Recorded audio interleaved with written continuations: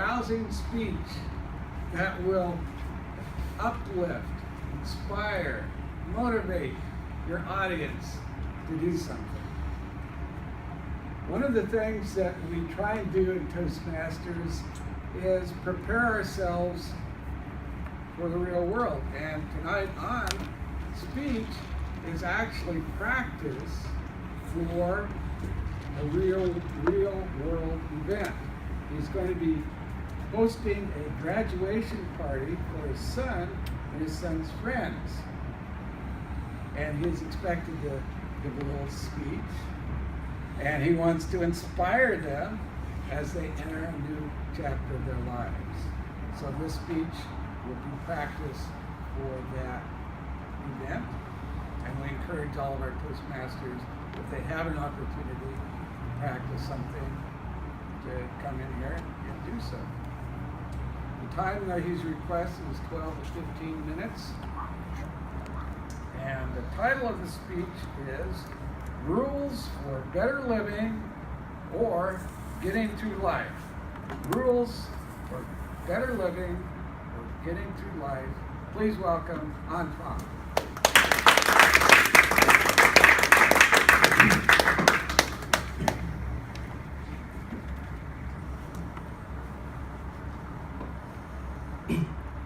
I have a secret. Thinking that I have to come up with something to tell high school student who just graduate. Make me for days bury my head under my knees, between my knees. And honestly, even though I feel better now, my knees are still shaking. Thanks for coming to this party to celebrate your graduation. I hope you are indulging and enjoying food that we honorably offer, and you have interesting conversation with each other so far. I have never thought that my son Alan Pham would graduate from high school this soon, and never thought that I would have opportunity to host a graduation party and now give a toast. But anyway, people say, and I believe it, life is full of the unexpected. You might say, no more classes, no more books, no more teachers' dirty looks. And summer is here. The thing is, unlike any other summer you have had before, this summer is different. You go to colleges after this summer is over. Majority of you know that what colleges you are going to and what majors you will devote your next 4 recent years to pursue a degree. But before you embark on your new journey of life, I would like to humbly offer you things that I have learned in life and try to embrace for better living, or at least getting through life. So if you don't mind, here are the dozens of advices that I like to say to you in no particular order. We all have youth, beauty, health, and over the years accumulate wealth, and perhaps gain power. All of those things do not last forever. Those immortal things someday will be gone forever. However, once you obtain your education, it will stay with you for the rest of your life. No one can take away your education from you. Without education, things that you like to do or want to achieve in life are limited. With education, it is much easier for people to trust you for your ability, credibility, principle, or disciplines. In addition to your hard work, you will earn people respect if you are an educated person. So regardless of what you are doing to make your end meet, educational achievement should be your most and top priority for the next 4 years. You must pursue your education in order to help you, your family, and others who need your help. Struggles, conflicts, tension, disappointment, failures are always part of life. In fact, those are the vital signs someone is alive.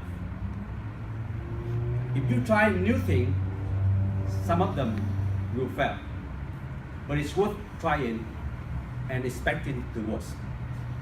Every successful person have failed numerous times. Some of them have failed more than others, but that's why they are successful now. You ought to expect the worst because life would never be out without troubles. Only death is no trouble at all.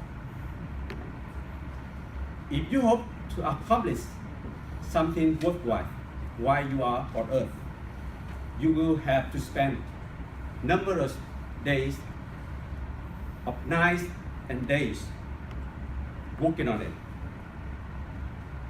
Your goal is to find the kind of work or profession or activity that you are willing to marry until death. Steve Jobs, the founder of Apple Company, once said, "Your time is limited, so don't waste it living someone else's life. Don't be trapped by dogma, which is living with the result of other people's thinking. Stop caring about what other people think. If you are not cut to be a doctor or a lawyer, don't try to be one. Otherwise, you will find your work unfulfilled. Devote your whole being to what you are doing. Whether you are writing a memo, or making a dinner, or playing soccer, make sure you focus entirely your whole being on just doing that. A thing is only worth so much time.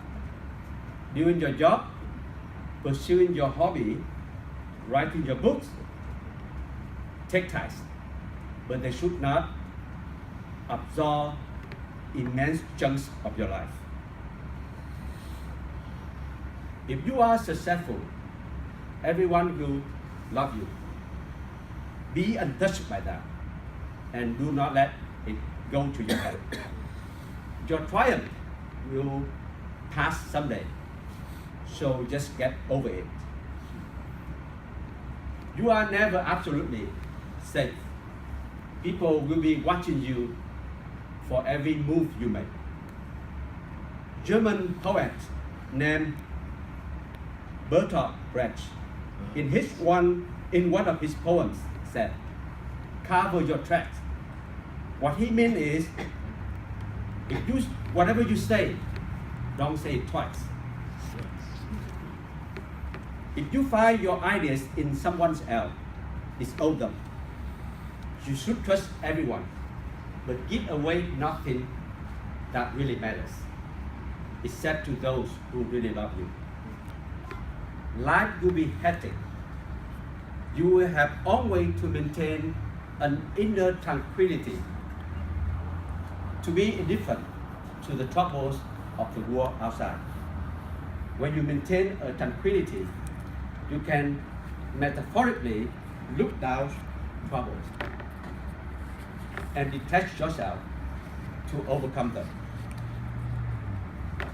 Our nature tendency is to exaggerate our sorrows, anger, or desire.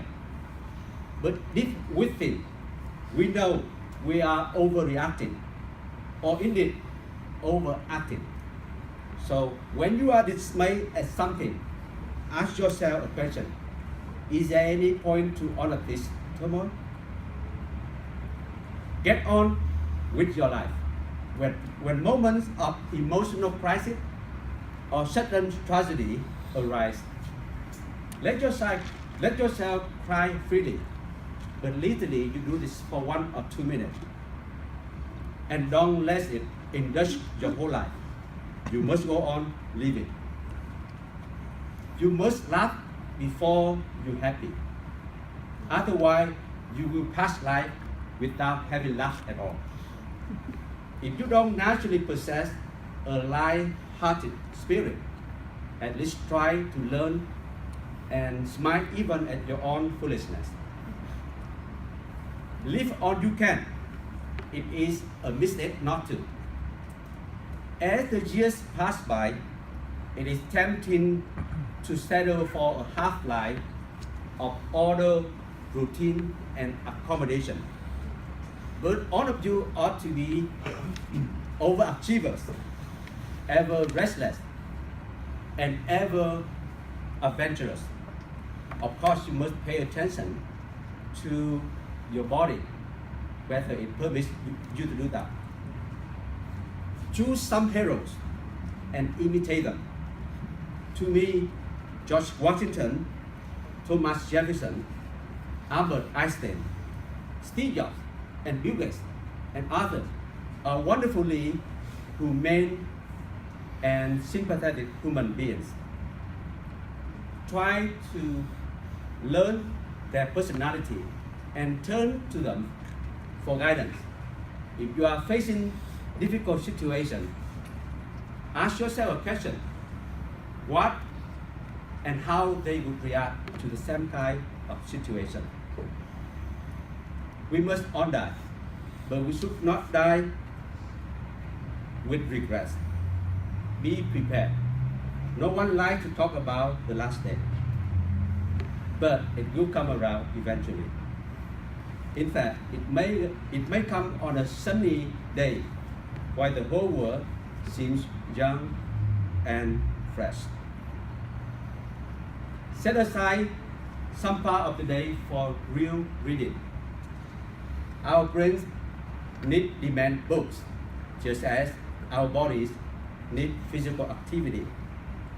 We all want to feel alive, just like music, love, and great art. Books make us feel passionately alive. Last but not least, clean your room every now and then. It shows that you are tidy and organized. So that's all my advice for you. I hope and wish you the best for the next chapter of your life. And I hope the rest of the evening filled with fun and memorable moments. Mr. Toastmaster.